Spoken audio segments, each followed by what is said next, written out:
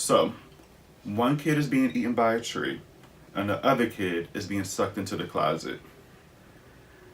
The Freeling parents have to be the worst parents in horror movie history.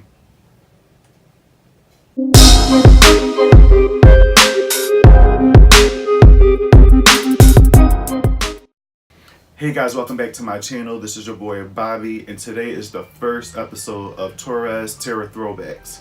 And what that means is I will be reviewing a horror movie that came out way back then, or maybe, even a few years ago. And I'm gonna be doing this every Thursday, and it's going to be something fun and exciting that I always wanted to do, especially reviewing some old horror movies that you guys probably had never seen or even heard of before. So, to kick off episode 1, the first movie I will be reviewing today is Poltergeist, that came out in 1982.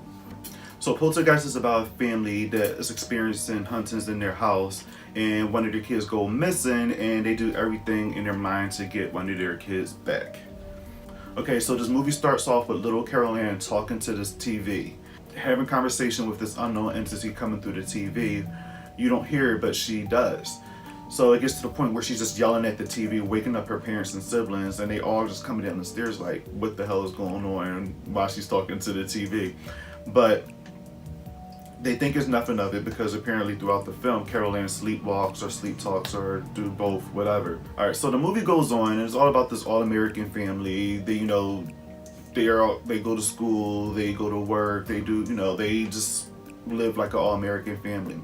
So one of the kids, Robbie, is terrified of this tree that they have in their yard. So the dad comes out, talks to him for a little bit, because it's a rainy and stormy night, and he's terrified of this tree.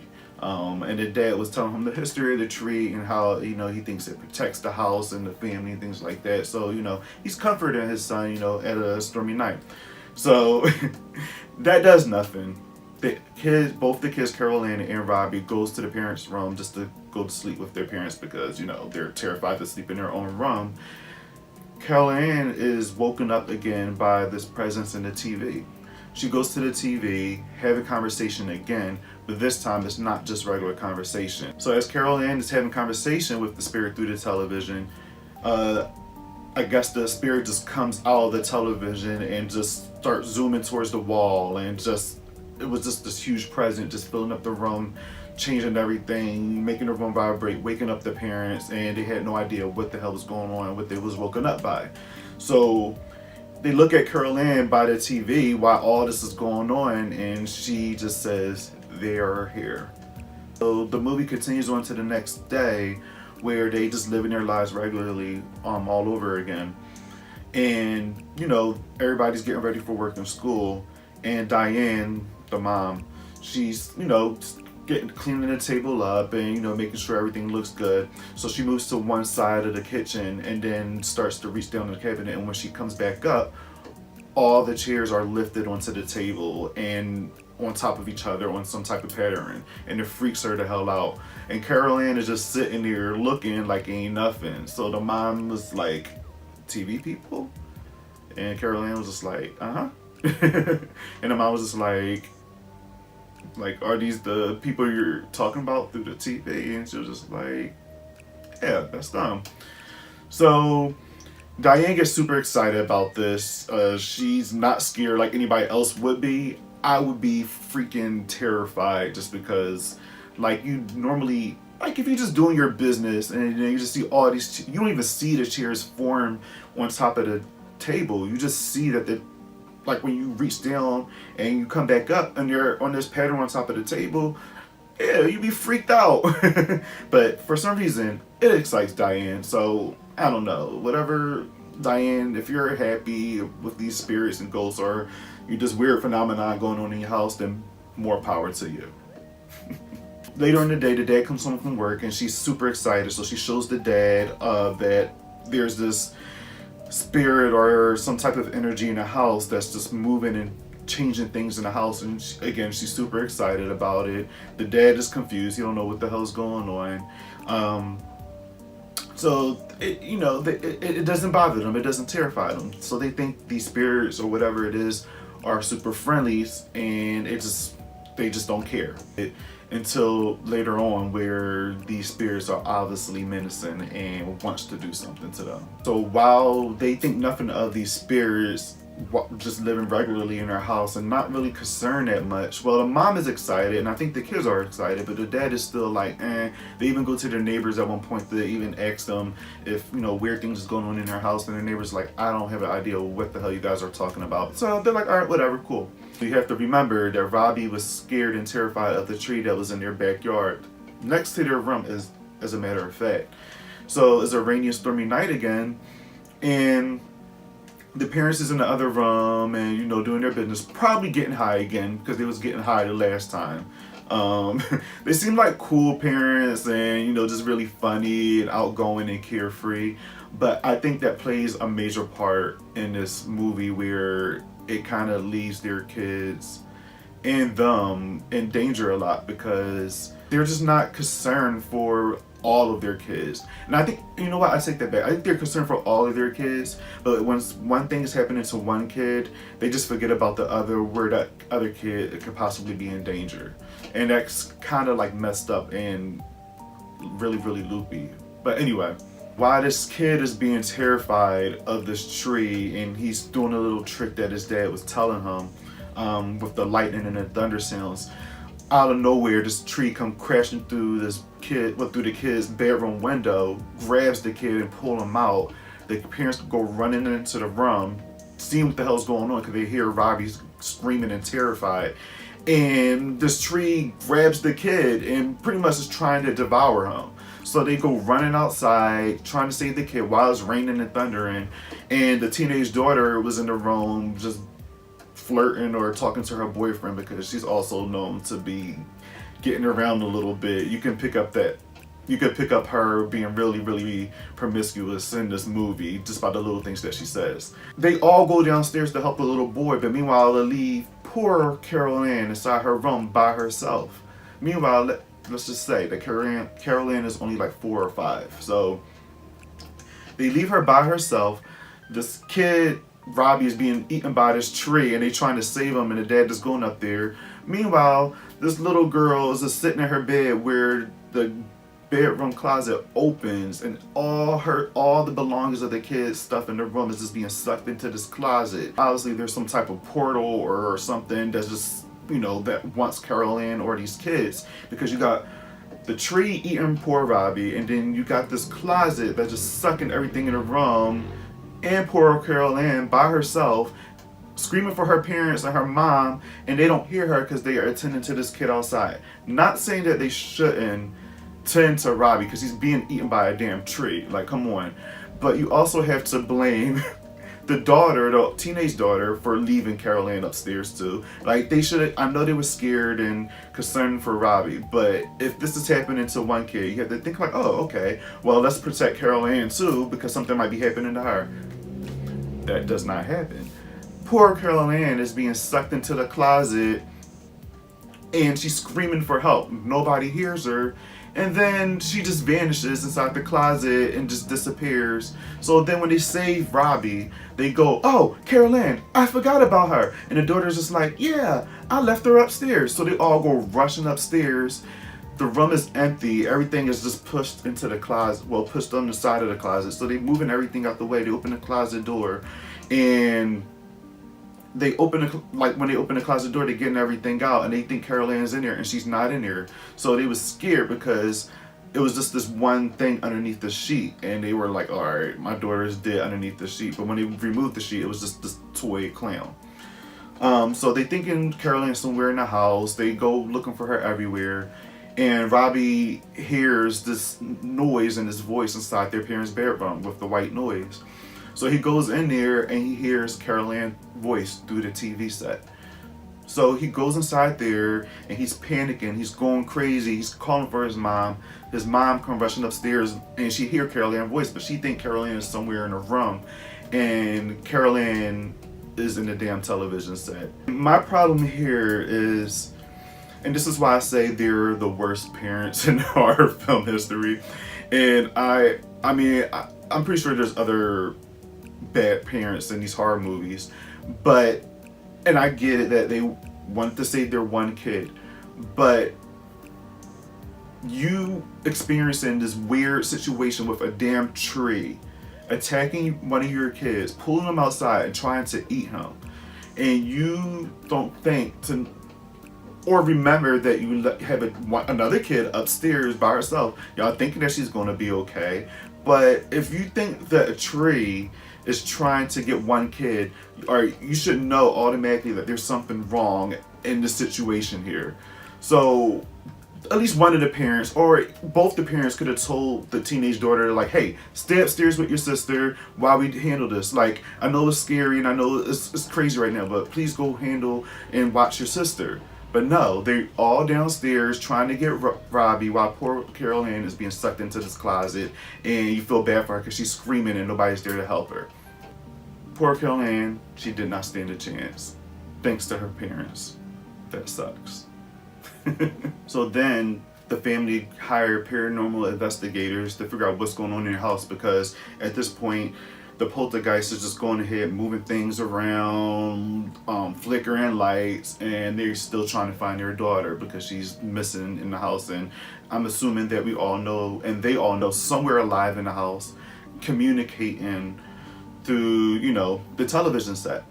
They hire these paranormal investigators and they come to the house, and they telling them, like, this is what we're experiencing, we can't find our daughter, can you guys help us? So they saying that they can help them, doing little things here and there and staying the night over the house.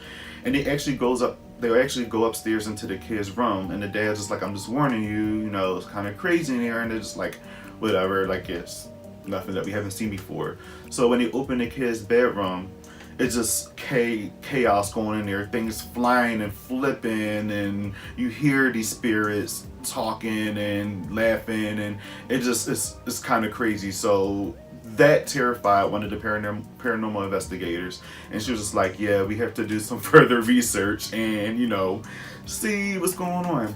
So they stay in the house. They experience all different types of paranormal activity. They start to see spirits. They start to see different types of ghosts. They start to see these ghosts and spirit manipulating their minds and just doing all different types of things to them. Well, what they think is being done to them, and they just making them see things. As they all experiencing these spirits and just being attacked and being manipulated and just seeing things, they can't handle what was going on in the house. So they were like, this calls for further investigation. So they call this exorcist lady named Tangina, played by Zelda Rubinstein, I believe. And it's just an adorable little lady or whatever. She's awesome. She played in a lot of movies back in the day, but she plays this exorcist medium lady or whatever you want to call her.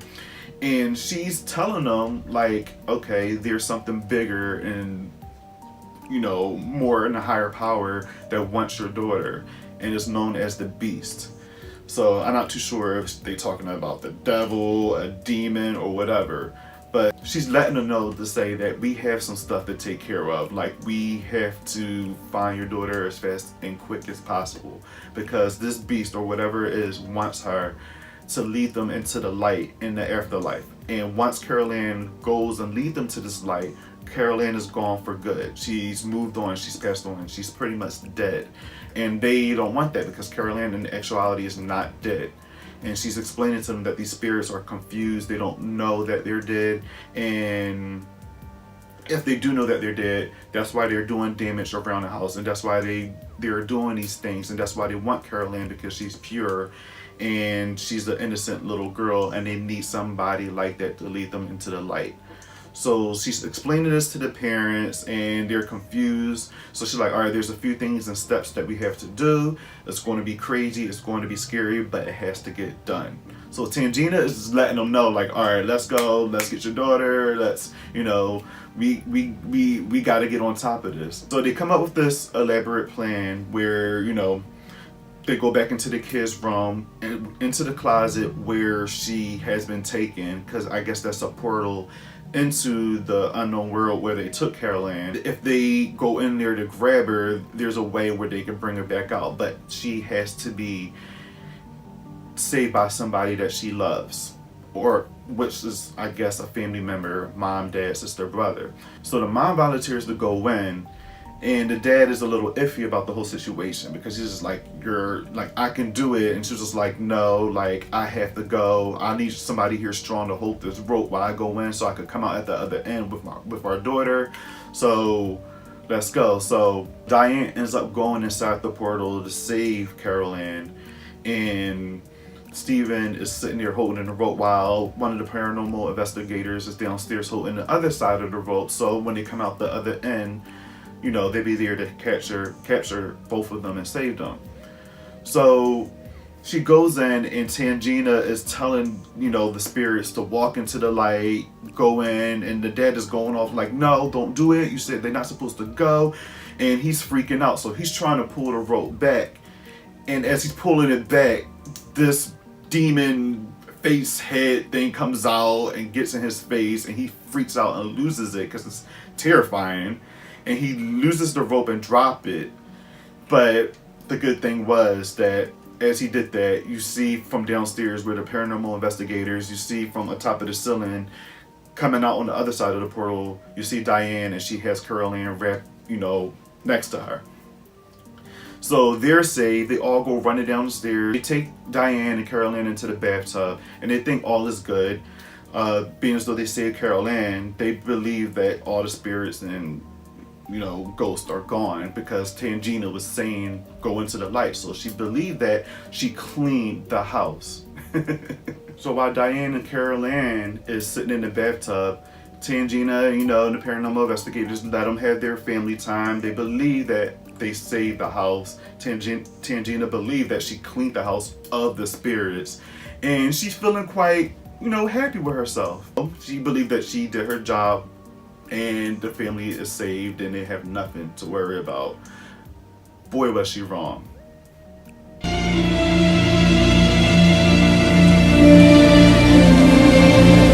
This house is clean. No, Tangina, the house is not clean. As a matter of fact, the house is far from clean because you made it worse. You, Tangina, just made the spirits even more angrier. So therefore, what comes next in this movie is a lot terrifying of what happened before. Thank you, Tangina. So the movie fast forward to the family moving out the house. The dad is packing everything up. Everybody's packing up stuff. And, you know, they just decided to move out. They don't want to deal with that. But the dad was saying, like, all right, I'm going to take care of a few things at work. And when I get back, we could go to the hotel and stay there. But I just want you guys to stay here for, you know, everything's packed. I just want you guys to stay here until I get home tonight. So they're like, all right, cool, whatever, we can do that. Which baffles me because you guys experienced so much craziness. You guys almost lost your son. You guys almost lost your daughter. It was a pain in the ass to get your daughter back. And both your kids almost got taken by these entities, and one of them wanted your daughter, and your oldest daughter is out there being a hoe with her boyfriends, and you guys just don't care. You guys just do not care. They end up staying at this house for the rest of the night while the dad take care of some stuff, which I don't understand. They could have just went to the hotel, you know, and waited there. I don't know why they was waiting for him to get back. Maybe they wanted to go together as a family. But after all of that, I would not want to stay one day, minute, hour, or whatever inside of that house. But they did. So the dad is doing his thing. The mom wanted to dye her hair because her hair's turned gray after dealing with what she was dealing with, trying to get Carol-Anne back. And the kids are back in their old room where they were taken by a tree, where Carol-Anne was sucked into the damn closet. And they're back in their room, just normal, playing around, just, you know, nothing's happening again. So they think everything is all good. And the kids is getting ready to go to sleep. You know, the older daughter is not there. She's out with her boyfriend, getting hickeys on her neck. And the mom is in the tub, and, you know, they're just waiting for the dad so they can all leave together. So as the kids is getting ready for bed, Robbie sees the clown in front of his bed again. In the beginning of this film, he did see this clown, and he was kind of scared of it. And he sees the clown again, right in front of his bed. Not doing anything, but it's a terrifying, it's a creepy clown. And he's scared of it, so he's trying to put the sheet over it, and it doesn't work. So he's just like, all right, let me go back to sleep. Carol-Anne is on her bed next to him. So then he hears a noise, and then he gets up, and the clown is not there. So then the clown pops up, chokes him, drags him underneath the bed, and clearly these spirits are still here. It possessed this damn clown doll and is taking Robbie. So Robbie's under the bed fighting this damn clown doll, and the closet door opens up again with this light, and guess what? It wants Carol-Anne again. So round 2, everything's trying to get sucked into the closet again. These spirits is here for vengeance. They want Carol-Anne. They don't really care for Robbie, but they want to distract Robbie while they take Carol-Anne. So the mom is in the tub. The mom is getting, herself ready. She's out the tub, and she hear her kids screaming. So she's trying to run after them, but the spirit is taking control over her, flipping her around all around the ceilings and the walls, and she had no control over her own body. So when she finally breaks free of the entity, she goes running after, try to run for her kids, and it's just spirits and things just trying to stop her and block her, and you just see these, these evil, malevolent creatures and spirits taking form of just demonic things or whatever, and it's terrorizing the mom. But she somehow breaks through all of that, and she tries to go after her kids. It's not letting her, so somehow she ends up downstairs because she falls down the steps. She goes outside to try to get help, and it's raining again. She goes inside this pool that was supposed to be digged up or whatever, because she was the family was trying to build a pool out in their backyard, so it wasn't ready. So as she slides down this mudslide into her pool, all these skeletons starts to rise, and it's pretty much spirits blocking her to try to get her kids, because these spirits, they want Carol-Anne. So the mom is screaming and trying to go after her kids, and the neighbors come for help, but they're not doing shit. They're not helping her. They don't even know what the hell's going on. So the mom go back in the house trying to go after her kids.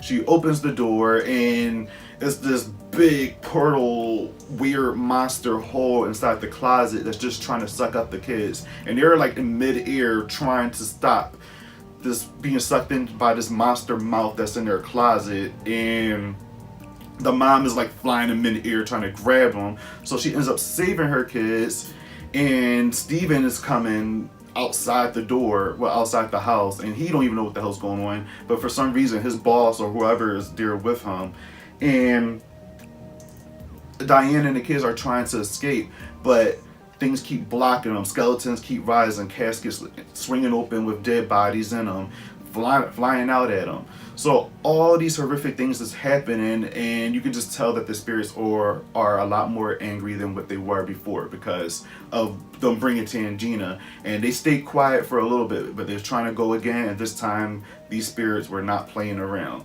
So they're trying to escape. Steven is yelling, at his boss or whatever, because as he was having a conversation in the beginning of the film, because they're realtors and they move houses and do other things like that and build houses, Steven caught on that the property that they live in is built on top of a cemetery.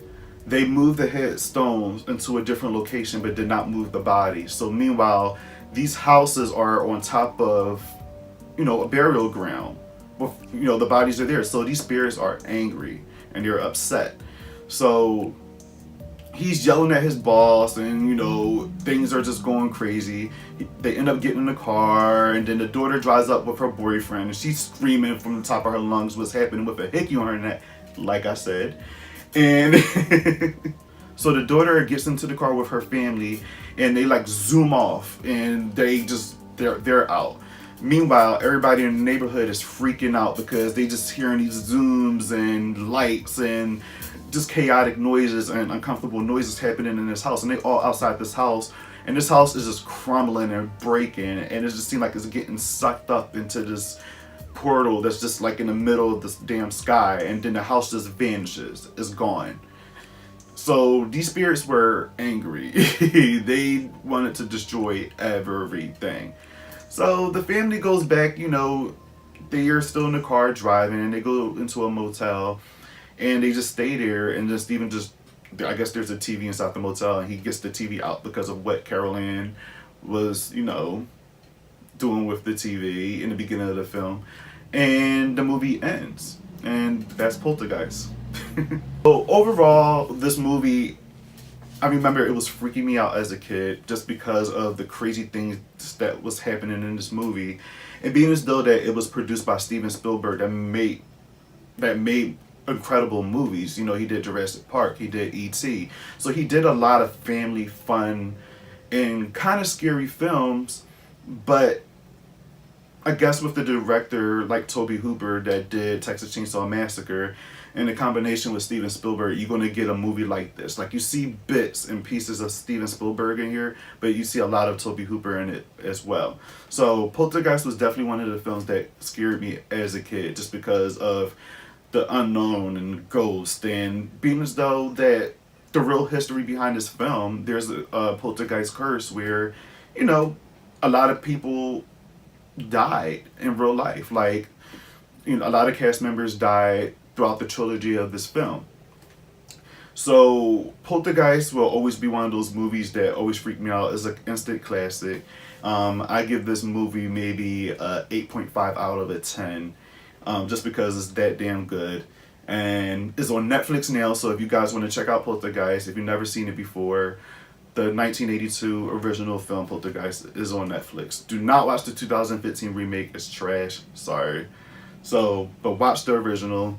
It's the ultimate ghost story. It's a lot of fun. It's creepy. It's crazy. It's bananas.